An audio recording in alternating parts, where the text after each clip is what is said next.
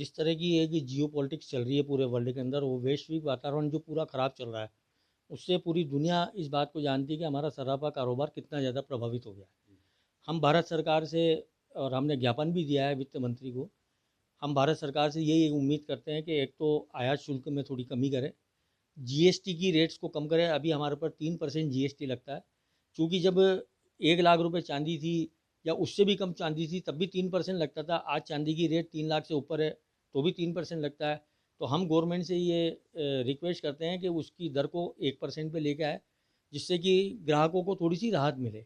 साथ ही हमने अब की बार भारत सरकार से ये भी निवेदन किया है कि सोने चांदी के जेवर को भी ईएमआई में स्वीकृति दी जाए, क्योंकि जब सब सामान, चाहे आप ऑटोमोबाइल देखें, मोबाइल देखें, कोई भी सामान अगर आप देखेंगे तो ईएमआई में बैंक से मिल जाता है।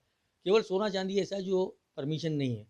तो अगर ये सोने चांदी के जेवर भी ईएमआई में मिलने लग जाएं तो कस्टमर कितने भी चाहे बढ़े हुए भाव हों, वो उसको लेने की एक हिम्मत कर सकता है। तो हम सरकार से यही चाहते हैं कि आयात शुल्क कम करें, और साथ ही हम सरकार से ये भी चाहते हैं कि जिस तरह की एक भावों के अंदर उथल पुथल देख रहे हैं पिछले कुछ सालों से, और कल रात को अचानक से चांदी एकदम से 1 लाख रुपए डाउन हो गई, तो इससे सभी व्यापारी बहुत ज़्यादा नुकसान में हो जाते हैं रोज़ाना। निवेशक जितने भी हैं सोने चांदी के, या जो ग्राहक हैं, उनको भी रोज़ नुकसान होता है, ग्राहकी प्रभावित होती है। तो हमारा सरकार से ये भी निवेदन है कि जो ये एमसीएक्स के जो कारोबार होते हैं, इसके अंदर सरकार अपना हस्तक्षेप करे, ताकि वहाँ पे कोई भी तरह की अगर सट्टेबाजी है या कोई ग्रुप बना के अगर मान लो जनता से खिलवाड़ कर रहा है या जनता को नुकसान देने की कोशिश कर रहा है, तो वो उस पर लगाम लग सके। लेकर बैठे रोजगार होनी चाहिए, मतलब कुछ रोजगार कर ले तो घर का खर्चा चल सके उनके लिए, बच्चों को पढ़ा लिखा सके। बहुत महंगाई हो रही है तो सस्ता होना चाहिए। तेल सके बहुत महंगे रहे, बच्चों की शादी करते कहाँ से करे, इतने पैसे नहीं है, बजट ही नहीं है। चांदी सोना, हाँ बहुत महंगा है, चांदी सोना भी बहुत महंगा रहा है। खाने पीने की चीजें बहुत महंगी हो रही है, नाच पानी सब, तो कहाँ से लाएं फिर। जिस तरह से अमेरिका टैरिफ के बाद में स्वदेशी पर्यटन, स्वदेशी उद्योग, स्वदेशी उत्पादन, आत्मनिर्भर भारत की जो मुहिम चल रही है, अगर हमें उस मुहिम को धरातल पे उतारना है तो जो भी हमारे यहाँ जैसे जीएसटी में विसंगतियाँ हैं, हमारे यहाँ 2 स्लैब की करने होंगे, आज 4 स्लैब 5 स्लैब है, कई जगह कई विसंगतियाँ हैं। आज हम पर्यटन को लेके ही देखें तो केटरिंग में, टेंट में, इन चीज़ों में तो 18% जीएसटी है। होटल में और खाने में, रेस्टोरेंट बैठ के खाते हैं तो 5% है। इस तरह की कई विसंगतियाँ हैं। जो भी अपर ग्रेड में हमारा स्लैब है उसको भी हमें नीचे लाना होगा। साथ ही इंफ्रास्ट्रक्चर को खड़ा करने के लिए हमें यहाँ के उद्योगों को प्रोत्साहन देना पड़ेगा, बिजली की दरें कम करनी पड़ेगी, एक्साइज कम करनी पड़ेगी, और बाहर से हम कैसे कम्पीट कर सकें इसके लिए छोटे और मझले उद्योगों को गुजरात मॉडल पर पूरे देश में लागू करना पड़ेगा। एक नोडल अधिकारी के माध्यम से हमारे राज्य राजस्थान में भी एक गुजरात पेटेंट लागू किया जाए, और वो नोडल अधिकारी एक नियुक्ति किए जाए हर जिले वाइज, जिससे आज उससे उद्योग लगाने वालों को, जो हमारे निवेशक है, उनको डेफिनेटली फ़ायदा होगा।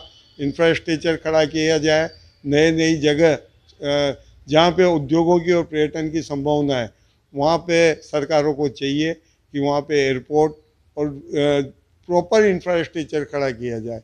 किसान को यही उपलब्ध है कि हमारे जो ये ज़मीन का भी पानी बरस गया, फसलां गल गई, इसका मुआवजा समय पर मिलना चाहिए। एक हमारी फसल है, उसका थोड़ा बहुत उन्नति होनी चाहिए। मंडी के अंदर जाते हैं तो रूलिया भाव लेते हैं, कम दाम में बिकता है माल। एक पानी सिंचाई विभाग का समय पर मिल जाए, जैसे हमारे किसान कार्ड है, उसका पैसा मिले तो उसका ब्याज भी कम होना चाहिए ना गवर्नमेंट से, ये है। और किसान की आय भी बढ़नी चाहिए, यह जवाब। अब किसान तो कतई खाड़े में जा रहा है, क्या करे। कई बार होती है ना फसल नेट, ये 8 महीना पानी पड़ा, अभी कुछ भी नहीं हुआ। एक फसल गल गई, अब ये गेहूँ की फसल है, ये भी अभी गड़ा पड़ गया, तो इनका भी क्या भरोसा। गेहूँ आड़ा पड़ गया, चना नष्ट हो गया, सरसों का फूल मर गया, ये बात है। सरकार बजट में अब देखो, हमारे तो सरकार ही जाने अब क्या करना चाहती है। बजट होना चाहिए अपन। क्या नाम है आपका? हीरा लाल है मेरा नाम। केंद्रीय बजट जो आने वाला है, इससे हम व्यापारियों को एक आशाएं हैं इस बार व्यापारियों के अनुकूल बजट आए। हमें उम्मीद है कि जो जीएसटी में भी विसंगतियां हैं, हमारी मांग है कि एक ही स्लैब होना चाहिए जीएसटी का, जैसे कई अन्य कंट्री में है, और वहाँ पर जीएसटी सक्सेस भी किया है। हालांकि गवर्नमेंट ने पिछली बार रियायत दी, लेकिन अभी हमारे को और भी कमी महसूस हो रही है, और जीएसटी का स्लैब एक ही दायरा किया जाए जिससे व्यापारियों को अनुकूलता मिले। कोटा में अभी जैसे इंडस्ट्रियों का अभाव है, आज शैक्षणिक कोचिंग इंस्टीट्यूट के बाद कोटा में एक ठहराव आ गया है आर्थिक रूप से। हमारी मांग है कि यहाँ पर कोई नए कल कारखाने लगें, जिससे यहाँ औद्योगिक वातावरण बने, या औद्योगिक रियायत भी दी जाए।